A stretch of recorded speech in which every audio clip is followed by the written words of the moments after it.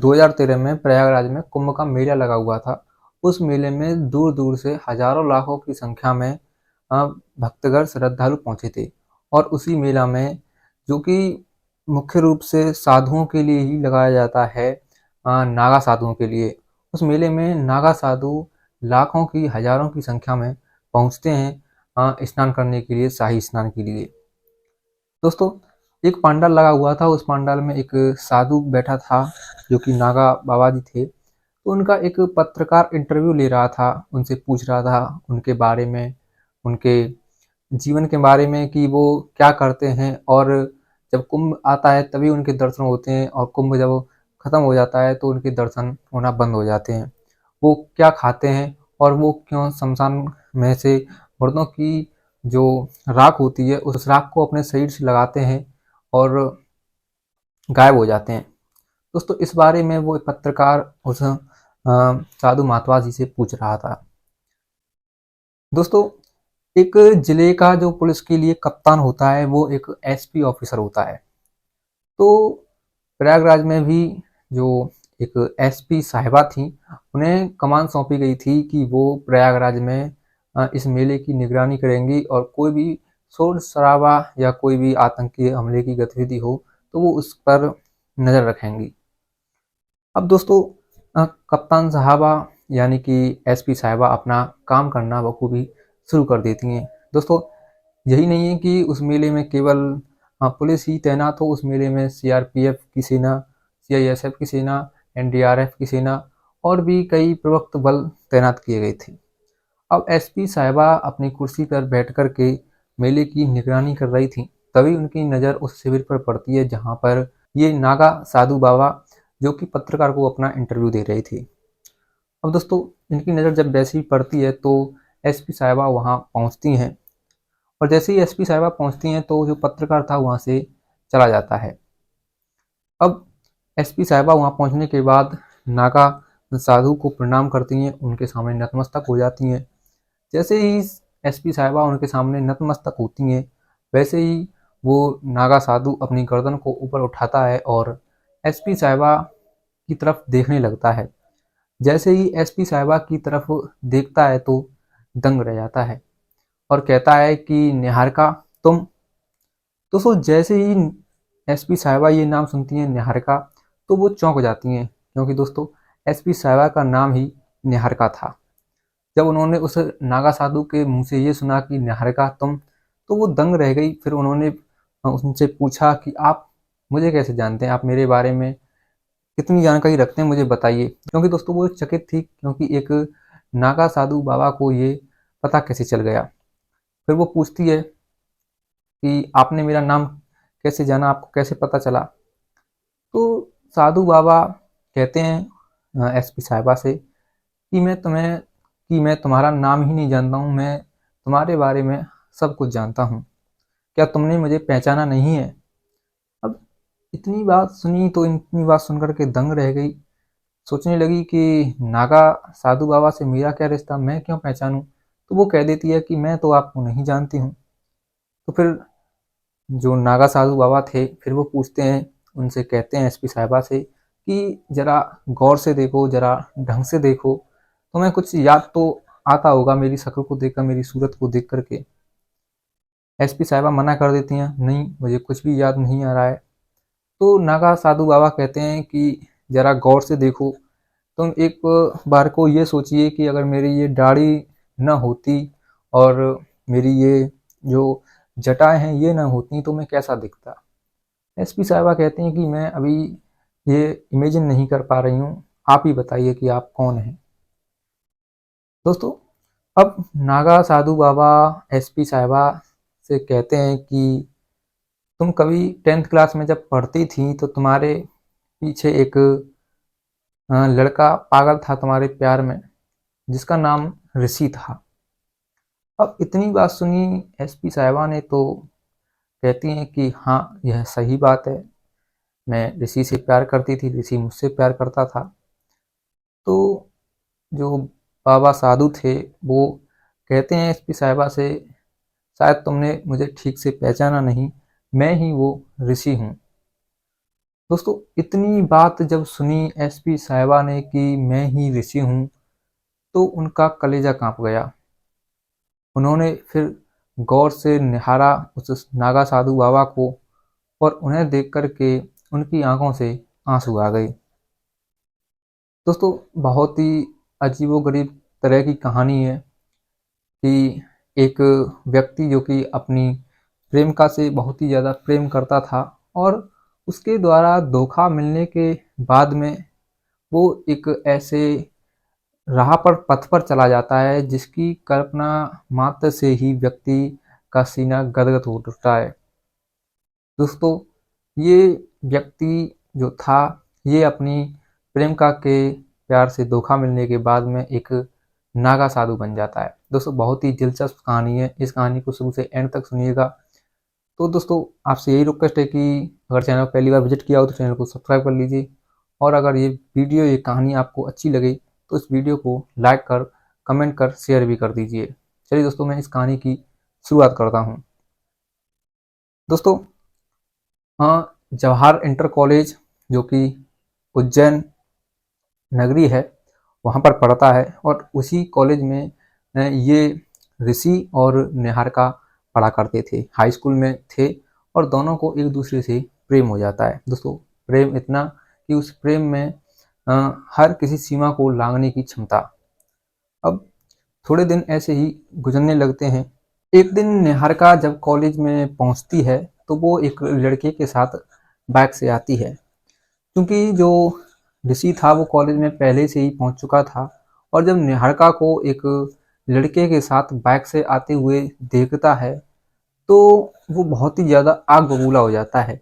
और जैसे ही निहारिका उस बाइक से नीचे उतरती है तो उस लड़के से गले उस लड़के के गले से लग जाती है। अब इस नज़ारे को और देख करके ऋषि का जो दिल था वो पत्थर का बन जाता है। उसे बहुत ही ज़्यादा गुस्सा आने लगता है अपनी प्रेमिका के ऊपर में। दोस्तों कुछ दिन ऐसे ही गुजर जाते हैं। कुछ दिनों तक ये जो ऋषि था ये अपनी प्रेमिका निहारिका से बातचीत करना बंद कर देता है और शराब का सेवन करना शुरू कर देता है। अब निहारिका इसे ढूंढती है, क्योंकि ऋषि जो था वो कॉलेज भी जाना बंद कर देता है।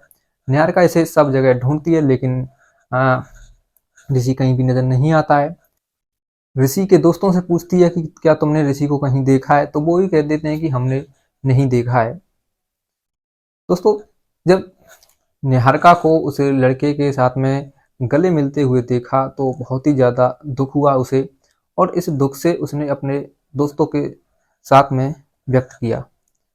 अपने दोस्तों से उसने कहा कि देखो आज मैंने अपनी प्रेमिका को, जिसे मैं पिछले 2 वर्षों से इतना प्रेम कर रहा हूँ, उसने आज मुझे धोखा दे दिया। आज वो किसी शख्स के साथ में मोटरसाइकिल से आई, और जब वो शख्स जाने लगा तो उसे गले मिली। अब मैं क्या करूं, मुझे कुछ समझ में नहीं आ रहा है। दोस्तों अब 4 दोस्त बैठे हों तो चारों की राह अलग अलग होती है, चारों का जो विचार होता है वो अलग अलग होता है। चारों अपना अपना मत देते हैं, चारों अपनी अपनी बात कहते हैं। कोई कहता है कि तू जो है उसे भूल जा, कोई कहता है कि तू और लड़की को देख ले, कोई कहता है कि तू यहाँ से गायब हो जा, कोई कहता है कि तुम शादी कर लो। दोस्तों चारों की राह अलग अलग, चारों का मत अलग अलग। तो ऋषि के मन में एक सवाल आता है। वो अपने दोस्तों से पूछता है कि मेरा नाम क्या है। दोस्त बोलते हैं कि तुम्हारा नाम ऋषि है। पूछता है कि ऋषि का क्या अर्थ होता है, तो कहते हैं कि ऋषि का अर्थ होता है साधु, जो बिना परवाह के घर परिवार को छोड़ कर के बिना किसी लालच के लोगों की, संसार की रक्षा करता है। दोस्तों इतनी बात सुनकर के ऋषि कहता है कि बस आज से यही मेरा कर्तव्य है, आज से मैं यही काम करना शुरू कर देता हूँ। दोस्तों कहता है कि अपने दोस्तों से ऋषि कि देखो, प्यार करना, प्यार में तुम बाबा बन जाना लेकिन किसी का बाबू मत बनना। दोस्तों इतना कहने के बाद में ऋषि वहां से चला जाता है, और अपने घर, अपने माता पिता को भी कह देता है कि आप मुझे भूल जाइए। आप कभी ये मत सोचना, कभी ये इमेजिन मत करना कि कोई आपका बेटा भी था।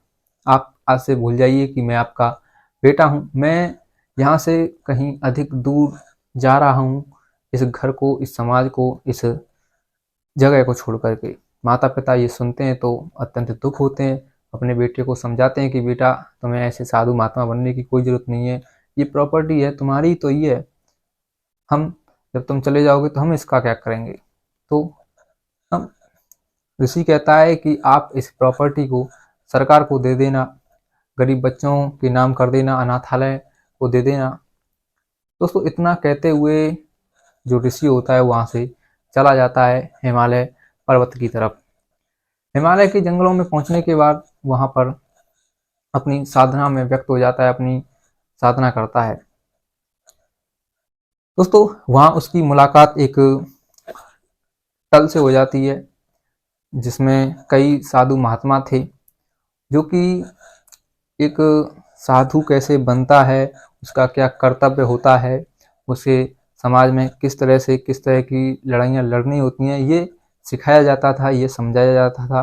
तो ये जो ऋषि था ये भी उसी ग्रुप में शामिल हो जाता है और वहीं उनके साथ रह कर के साधु का योग प्राप्त करने लगता है।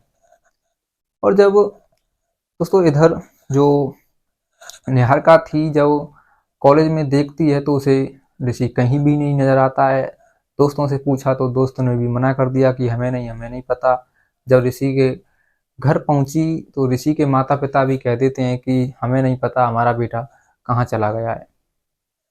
दोस्तों अब जो निहारिका थी वो बहुत ही ज़्यादा दुखी होती है, उसे समझ में ही नहीं आता कि आखिर उसका क्या कसूर था, आखिर में ऋषि गया तो गया कहाँ। वो बहुत ढूंढती है लेकिन उसे कहीं भी नहीं मिलता है। दोस्तों कहते हैं कि कोई भी हो, कैसा भी रिश्ता हो, अगर कोई किसी भाई खत्म हो जाए तो कुछ 2-4 दिनों के लिए दर्द होता है। भाई की बहन खत्म हो जाए या बहन का भाई खत्म हो जाए तो 2-4 दिनों के लिए दर्द होता है। अगर एक बाप का बेटा खो जाए या बेटा चल बस जाए तो एक बाप को बेटे का गम महीनों के लिए हो सकता है, एक पत्नी को 2 महीनों के लिए हो सकता है, लेकिन जो सबसे अधिक गम होता है वो एक माँ को होता है। लेकिन कहते हैं कि समय चलता रहता है, समय रुकता नहीं है और समय को स्वीकारना पड़ता है। तो माँ को भी समय को स्वीकारना पड़ता है और वो अपने बेटे की याद को भूल करके अपने काम में लग जाती है। और इधर जो उसकी प्रेम का निहारिका थी वो भी अपने काम में लग जाती है और अपनी पढ़ाई पर अपना फोकस करती है। धीरे धीरे समय ऐसे ही गुजर जाता है, लगभग 12 साल गुजर जाते हैं। दोस्तों 12 साल गुजरने के बाद में निहारिका अपनी मेहनत से, अपनी कामयाबी के दम पर, अपने संघर्ष के पलों को चीरते हुए यूपीएससी का पेपर क्रैक करती है और एक एसपी ऑफिसर बन जाती है। इधर जो ये ऋषि था ये जंगलों में मुनियों के साथ रह कर के साधु महात्माओं के साथ रह कर के एक नागा साधु बन जाता है और नागा साधु का योग प्राप्त कर लेता है। उसी वर्ष 2013 में प्रयागराज में कुंभ के मेले का आयोजन होता है। उसी मेले में लाखों हजारों की संख्या में जो नागा साधु होते हैं, महात्मा साधु होते हैं, साधु संत होते हैं, वो वहाँ कुंभ के मेले में पहुँचते हैं, श्रद्धालु भी पहुँचते हैं। दोस्तों उसी मेले की निगरानी के लिए एक एसपी साहिबा को नियुक्त किया जाता है, जो कि खुद जो निहारिका जी थी वही होती हैं उस मेले की निगरानी के लिए। दोस्तों इस मेले में जो कि प्रयागराज में लगा हुआ था, इस मेले में जो ऋषि था जो कि अब एक नागा साधु बन चुका था, वो भी इस मेले में आता है।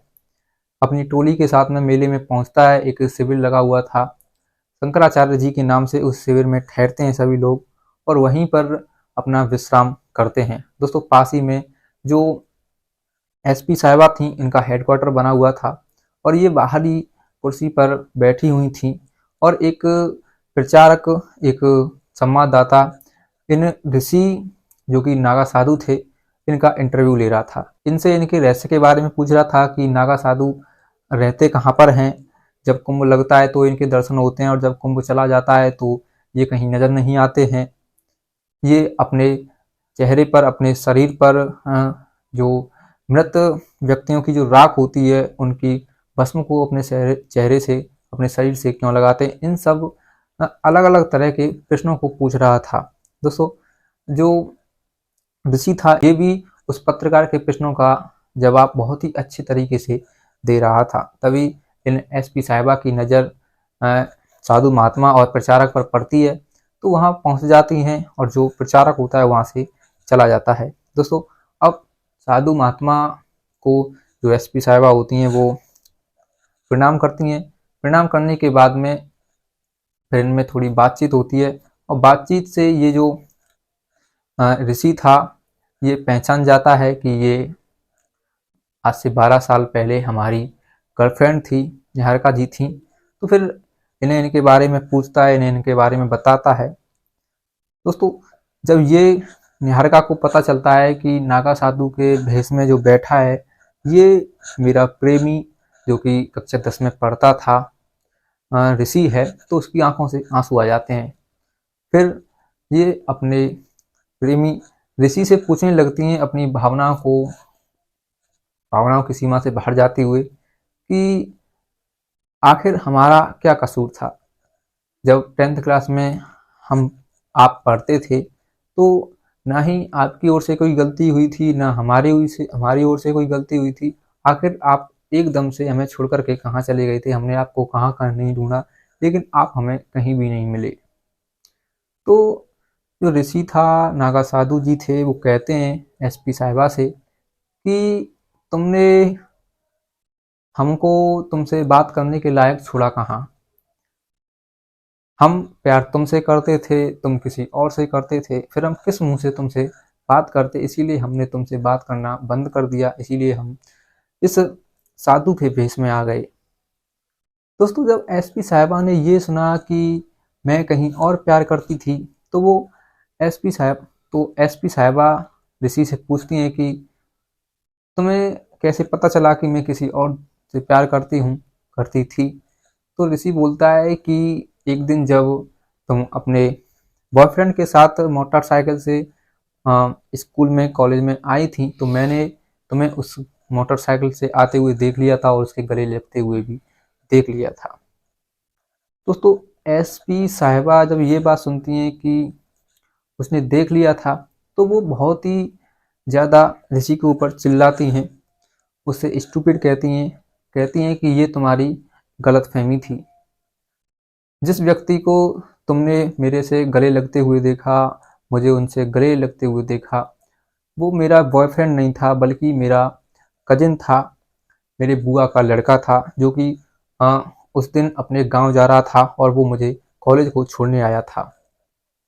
दोस्तों, इतनी बातों को सुना जब ऋषि ने, तो वो मुंह फाड़ता का फाड़ता रह जाता है। उसकी आंखें फटी की फटी रह जाती हैं, उसकी आंखों से आंसू आ जाते हैं और वो कहता है कि क्या कहा तुमने, वो तुम्हारा भाई था।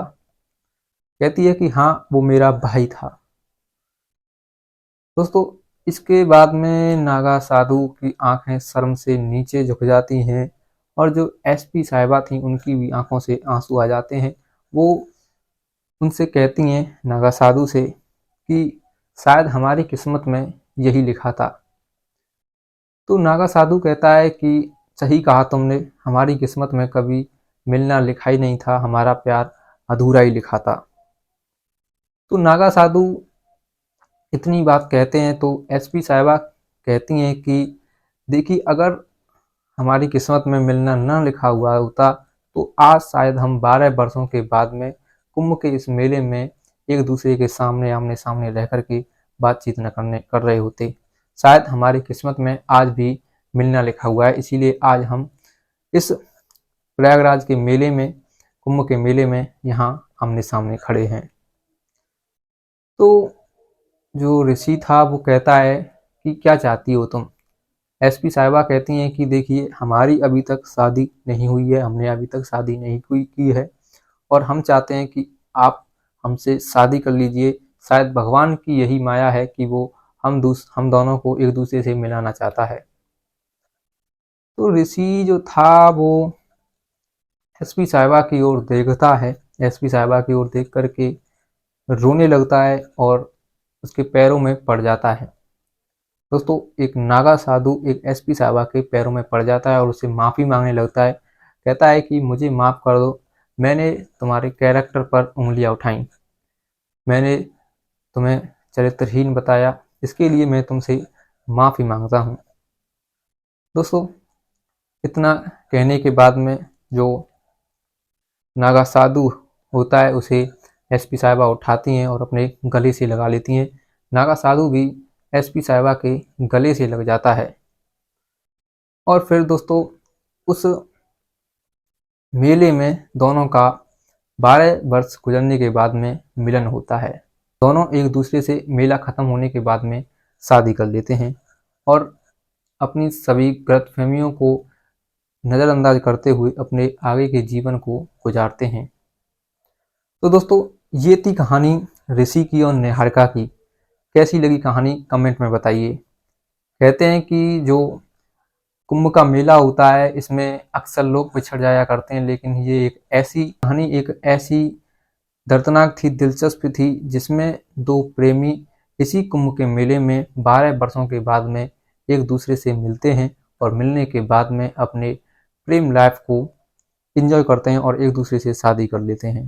दोस्तों, कैसी लगी ये कहानी कमेंट में बताइएगा और अगर ये कहानी अच्छी लगी हो तो वीडियो को लाइक शेयर भी कर दीजिए। अगर चैनल पर नए हों चैनल को सब्सक्राइब कर लीजिए। मिलता हूँ अगली ऐसी ही सच्ची कहानी के साथ। तब तक के लिए जय हिंद, जय भारत।